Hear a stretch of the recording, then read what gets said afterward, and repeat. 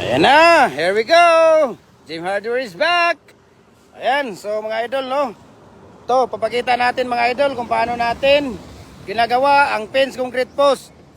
Ratio ng buhangin, tubig, cement, at ang mga tips natin, techniques, no. Ayan, ipapakita natin sa inyo kung paano natin ginagawa itong ating fence concrete post na 4x4 by 6 feet. Ayan, so sa hindi pa nakapag-follow ng ating Facebook page, follow na po kayo. Jim Hardware and Coco Lumber and Concrete Products, Balulang Brands. Triple E and F, Coco Lumber. Ayan, follow nyo po. At saka yung ating Jim Hardware and Coco Lumber and Concrete Products, Kanituan Brands. Ayan. At saka sa ating YouTube channel, Jim Hardware and Coco Lumber and Concrete Products. At ang ating personal Facebook account, Felix Tan Pagikan Jr. At saka yung ating Instagram account, Felix_Pagikan 2000. Ayan. So ito po mga idol, ang ginagawa po nila ngayon ay 4x4 by 6 feet na fence concrete post, no? Ayan. So ang ating ratio dito mga idol, ratio natin ng buhangin dito, 3 karatilya na buhangin, 1 sako na Portland cement, at 5 timba na tubig or 4 na timba na tubig, no? Na lugaw lang talaga siya, parang lugaw lang talaga siya idol, no. Maganda talaga yung ating mixing na lugaw siya, no, kagaya nito. Ayan, no, tingnan niyo yung mixing natin, no. Lugaw na lugaw po siya, no. So ang gamit natin dito mga idol na buhangin ay screen sun. So ibig sabihin yung buhangin na dinadaan sa conveyor, yung bato na 3/4 pababa, yun lang po ang kasama niya. Tapos yung 3/4 pataas na mga bato, yun po ay tinatanggal, no? Yan po ang tinatawag na screen sun. So ito po yung buhangin na ating ginagamit. Ayan. So nakikita ninyo, ito po yung buhangin ng ating ginagamit, no? Ayan, patapos na eh. Pawala na yung buhangin natin, patapos na. Ayan, no? So yung hollow block natin doon, nandoon. Okay? So dito tayo, no? Ganito lang po, no? Gumawa kami ng parang kawa, parang kawali, parang rest assured na yung tubig, cement ay hindi nasasayang at hindi napupunta. Say mo ate! Na! Ayan, dong, kuniti sa nakadot, dong.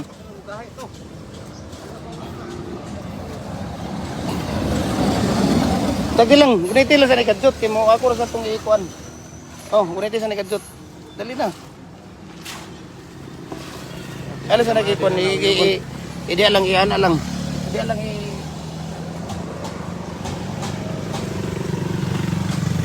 Pwede ha, di na uyog.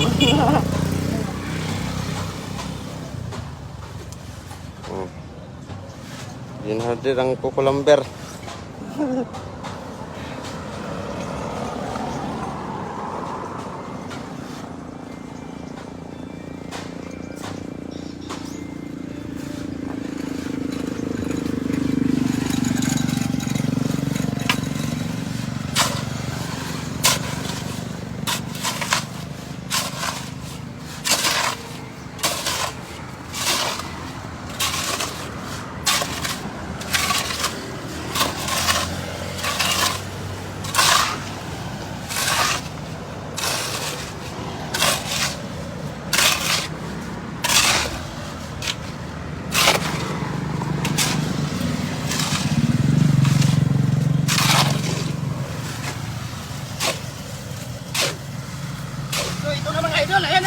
Bumalik na. Ayan, so balik na po tayo, no. Ito po ay ayan, so ang pinapalabas natin dito idol sa 4x4 by 6 feet natin na fence concrete post, 8 piraso lang po talaga. Okay? 8 piraso. Tapos yung ating pinapalabas dito sa ang ating size dito sa ating tawag dito sa ating ang ating pinapalabas sa 7 feet natin dito ay 7 piraso, no? Sa 8 feet naman ay 6 na piraso. So, yun po, no? Marami kayong mga natutunan itong video natin ngayon, mga idol, no? Ayan. So, mamaya-maya ipapakita din namin sa inyo kung paano tinatanggal, no? Paano tanggalin yung ating molder, no? Ayan. So, kailangan lang talaga siya lugaw na lugaw yung pagkakagawa, no? Pagkakamasa natin, ayan, no? Ayan si Kuya Si Kuya Justin. Ayan, yan ang pinaka. Si Kuya Justin talaga, ano to? Dito, all around si Kuya Justin dito. Marunong mag-drive. Mag-drive ng bongo, sidecar. Dito all around, no? Dito sa tindahan. Nagbabansol sila ni Kuya Jopre, no? Kasama. So, all around sila ni Kuya Justin. Yun na maganda na, ano. Pag walang ginagawa, dito sila sa paggawa ng poste. Ayan. So makikita ninyo, talagang tawag dito.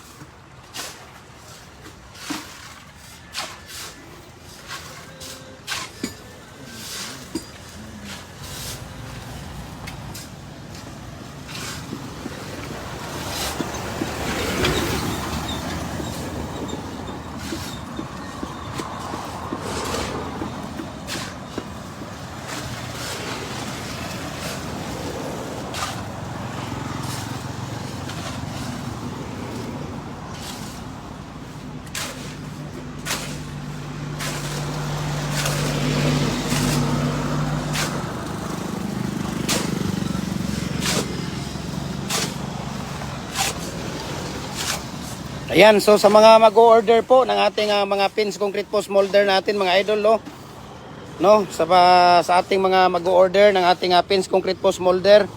Ayan, so PM nyo lang ako, nagde-deliver tayo Luzon, Visayas, Mindanao, no.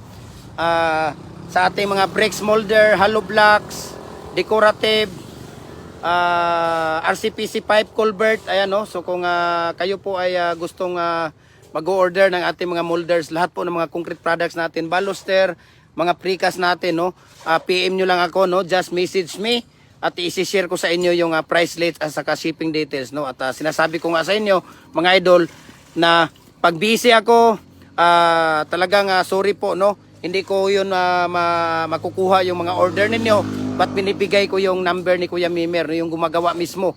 Siya ang original na gumagawa ng molder dito sa atin sa tawag dito sa Cagayan de Oro, no. Siya ang gumagawa ng original na molder dito.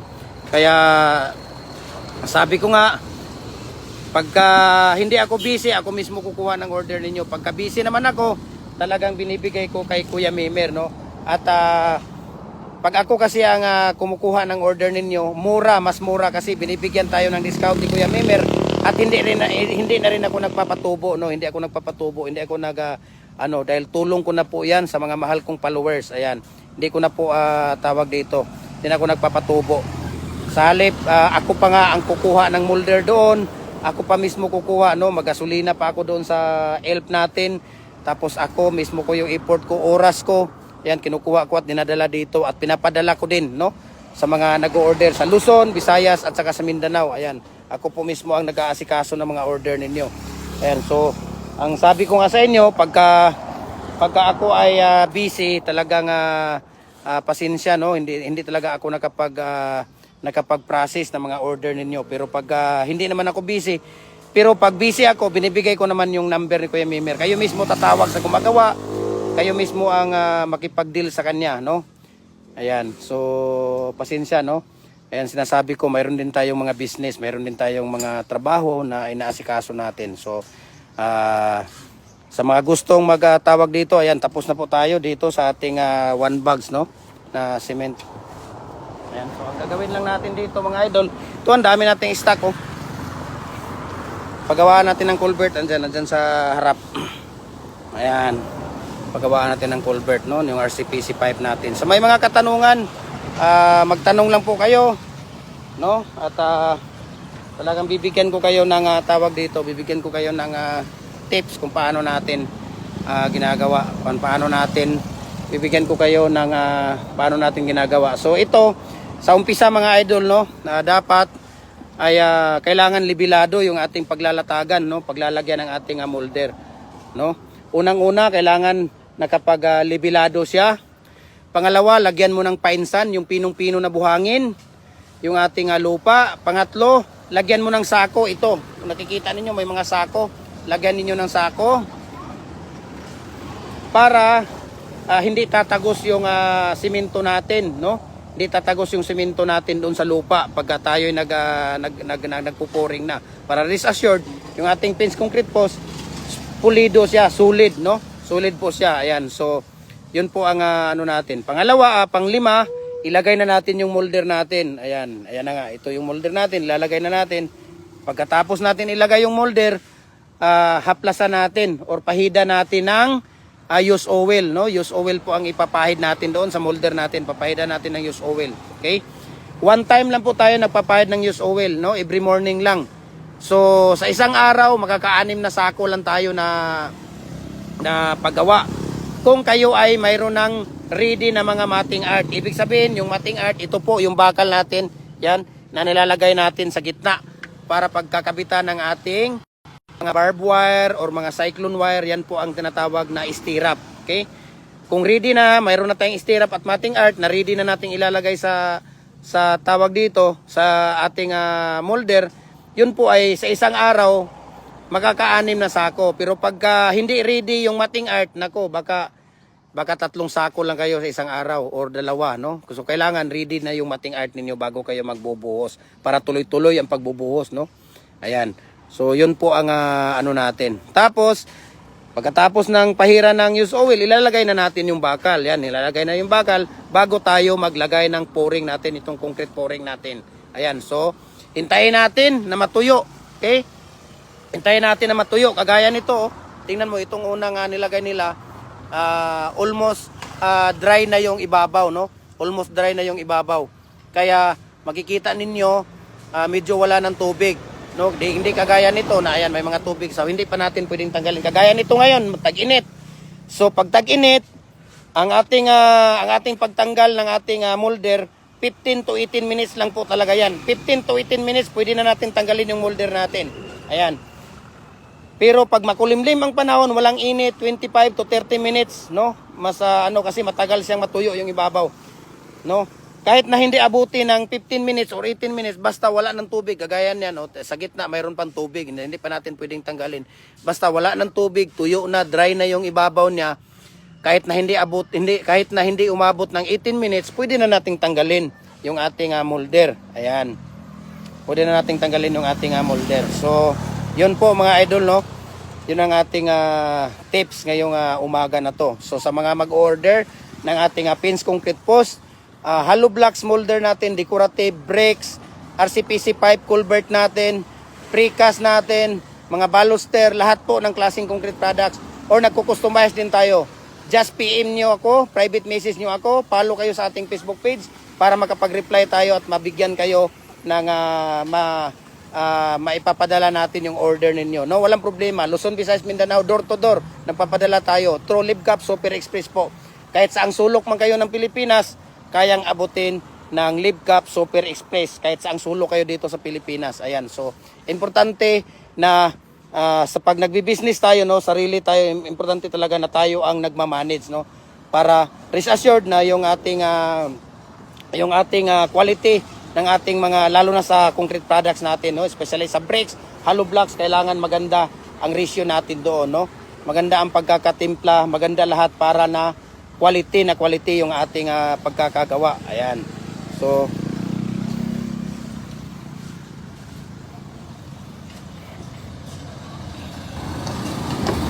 mamaya tingnan natin, no. Siguro mga 5 minutes na lang siguro pwede na natin tanggalin itong natin. Itong molder natin. Ayan.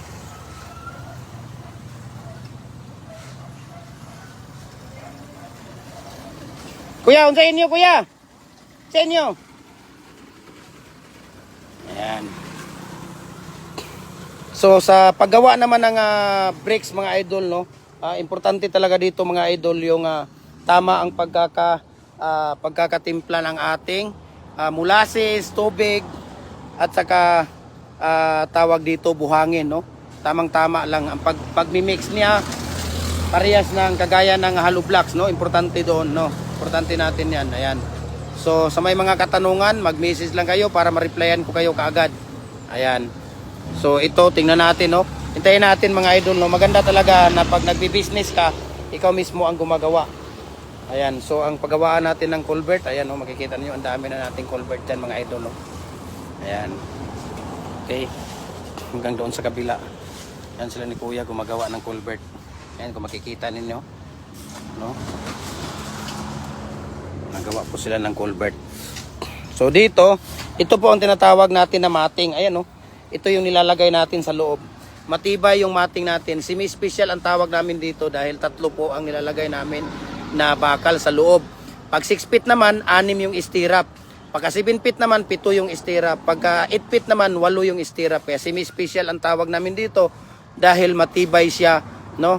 Hindi kagaya sa ibang design dito na yung ano nila, yung paggawa ng concrete post nila, 2 lang na bakal ang nilalagay nila sa loob tapos nakasi lang yung stirrup. Parang C lang siya, no? Yung stirrup na nilalagay nila. So hindi pangit po siya at madaling mabasag, no? Ayan, tingnan niyo yung tawag natin. Tingnan niyo yung pins concrete post natin. Kahit na talon-talunan mo pa yan, no? Kahit na talon-talunan mo pa yan, hindi talaga mababasag yan. Yan, papatalo natin sa kay... Ano? Justin, talunan mo nga yung concrete post natin, Justin. Kung mabasag daw, sabi nila, mag-test ka daw. Yan, talunan mo lang. Talunan mo dito yung may, ano, yung may kahoy. Ayan. Sige, tatalon ka dyan. Ayan, talunan mo. Sige. Talon. Ayan, oh, di ba? Sige, talon ka pa. Talon. Okay. Doon sa gilid. Oh, okay na yan. Sige na. Oh, di ba? Kung hindi pa, kung ano pa nga yan, kung hindi pa matibay yan, wala na, basag na yan. Ayan, oh. Sa laki niyan, tingnan mo, 6'3 po yan. Tingnan mo yung height ni Justin, yung 6'3. Ano ang height mo, Justin? 6'3? Ayan o, ang tangkad, ang laking tao na yan. Kung hindi pa matibay yung ating pins concrete post, talagang wala na yan, basag na, no? Kaya rest assured, no? Ano ko po sa inyo na ang ating concrete post, no, hindi naman sa nagmamayabang tayo, makikita ninyo dito, matibay po talaga siya. Ayun, napaka-season na po yan.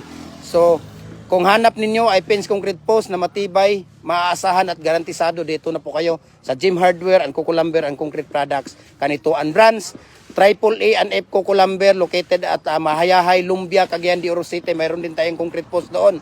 Pwede kayong in front of Fresno View Park Subdivision or Bloomfield Subdivision, no? Mayroon tayong display doon na Coco Lumber at mga concrete products natin, especially dito sa pins concrete post, no? At saka Jim Hardware and Coco Lumber and Concrete Products, Balulang Brands. Ayan. So just follow our Facebook page, sa ating YouTube channel, Jim Hardware and Coco Lumber and Concrete Products. Follow nyo para updated kayo. Kung hindi man kayo matutong gumawa sa paggawa ng pins concrete post, manood lang kayo sa mga video natin. Rest assured na matututo kayo. Dahil lahat ng tips, technique at paggawa, umpisa hanggang dulo, pinapakita po namin, no? Walang problema. Kaya, ayan na, no? Tingnan natin. Ayan. So, almost wala na pong tubig ito, no? Almost wala na pong tubig. So pwede na nating, siguro mga 2 minutes o 3 minutes na lang yan, pwede na nating tanggalin yan. Okay? Pwede na nating tatanggalin mamaya-maya yan. Ayan. Kaya tingnan nyo lang siya. Talagang tatanggalin na natin yan, no? Tatanggalin na natin maya-maya pa. Ayan. So tingnan natin sila ni Kuya Jopre. Ayan, so ang dami nating tawag dito. So every Monday po, no, namimigay tayo ng mga molder. So namimigay tayo ng mga molder. Just follow our Facebook page, i-share niyo yung live natin, mag-comment and react kayo para kayo ay makasama sa ating free raffle ng mga molders natin. Ayan. So, ayan ha, iikot ko muna kayo dito sa ating mga molder na available ngayon dito sa ating tindahan. Actually, mayroon nang nagmamay-ari nito, pero pwede ko itong ibigay kung pupunta kayo dito o may mag-order, kasi yung iba dito, mayroon pang mga kasama na mga molder na hindi pa natapos. Ayan, kung makikita ninyo, mga bricks mohon. Kaya yan, mohon. Mga bricks molder yan. Kung makikita ninyo, ayan, mayroong lower. Ito po ay lower blocks. Ayan. Tapos, ito po yung mga hollow blocks natin. Ayan, kung makikita ninyo. Mga hollow blocks. Decorative po yan, yung 4 na yan. Mayroong diamond dyan, pero wala na, no? Walang design na Ayan, kung makikita ninyo. Okay. Yan po ang mga available natin, no? Nag-deliver din tayo Luzon, Visayas at Mindanao. Walang problema. Ayan, so ang dami nating available na mga pins concrete post natin. Naman mo? Dili na mo magkuhan? Ano man? Mayroon pa naman sigurong buhangin. Halika, oy, saglit lang.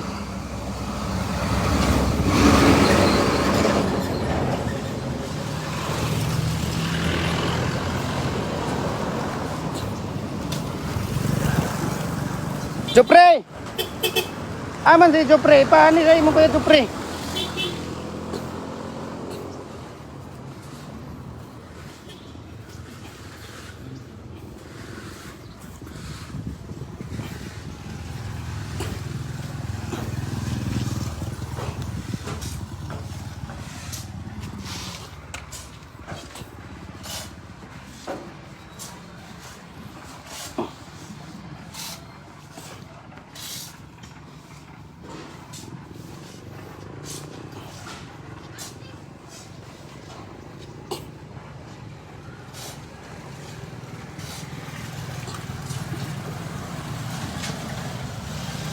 Ayan, so ito po yung ating tawag dito, no? Hintayin na lang natin na matuyo ito.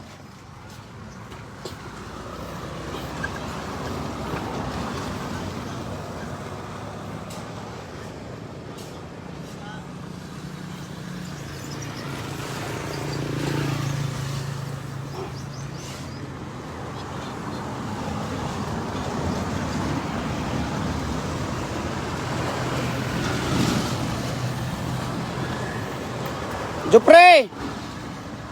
Justin!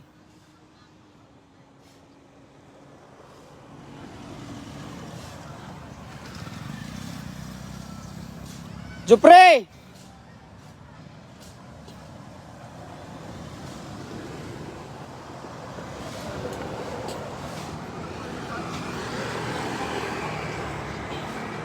Tingnan natin sila kung nasaan. Para ipabunot na natin yung molder natin.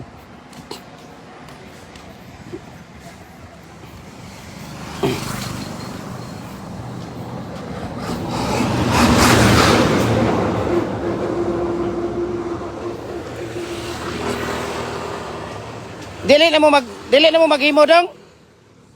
Dili na mo maghimo?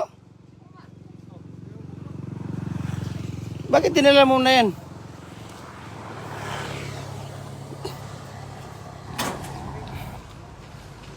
Ayan po, no? Tingnan natin, no? Ayan po yung ating ayan, no? Tingnan mo, ang dami nating stock ngayon.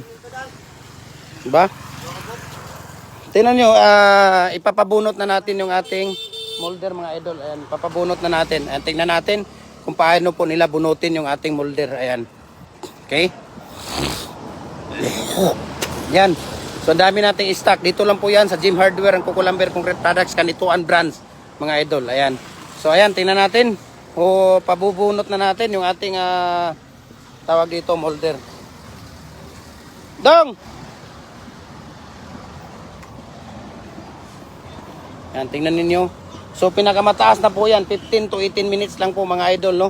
Pwede na nating tanggalin yung ating molder. Ayan.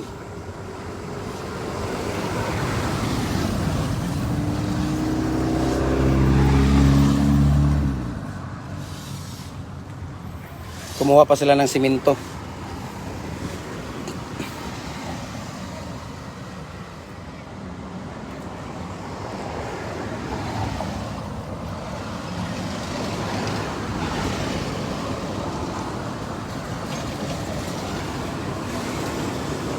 Yan, no, hintayin natin, tatanggalin natin itong molder natin para makita ninyo kung paano po namin tinatanggal. Ayan, no, ito ang insakto na pong tanggalin. Ayan, kung makikita ninyo, pwede nang tanggalin dahil wala na pong tubig. Ayan, no, dry na po siya. No, dry na po. Pwede na nating tanggalin yan, wala na pong tubig. So, ibig sabihin, huwag din nating hayaan na medyo abutan siya ng mga mula nung nag-dry siya. Dapat talaga nasa mga 15 to 18 minutes lang kagaya nitong tag-init dong. Pwede na itong tanggalin itong dalawa dong. Yung dalawa lang ang hindi. Yung dalawa na apatan pwede na natin tanggalin para may papakita natin sa ating mga kababayan. Sa mahal kong mga kababayan. Di ba? Di ba Kuya Jopre? Anong say mo? Di Kuya Justin, ayaw na niyang gusto na niya magpahinga. Dinala na niya doon. Dinala na niya doon. Sabi ko, ano bang gagawin mo? So wala na daw. Hindi na daw kami magawa, sabi ni Ayan. Dito ka, hoy, Justin. O, doon ka sa kabila. Ayan, tingnan niyo mga idol, ha. Tingnan niyo mga idol kung paano namin tatanggalin. Ayan na. 1, 2, ayan. Okay. O, di ba? Natin, tanggal na. Ano, napakaganda. Di ba? Napakaganda po. O, tingnan natin itong isa, ha. Tingnan natin itong isa. Ayan, sige. Tanggalin niyo. Ayan. Okay. 1, 2, o, di ba? Talagang napakaganda. Di ba? O, kitang-kita nyo. Naku dong, nandoon dong. Medyo basa pa talaga dong. Medyo basa pa talaga siya dun sa dulo dong. Ayan, so maraming salamat po sa ating lahat. At God bless po, no? Ayan po, napakaganda.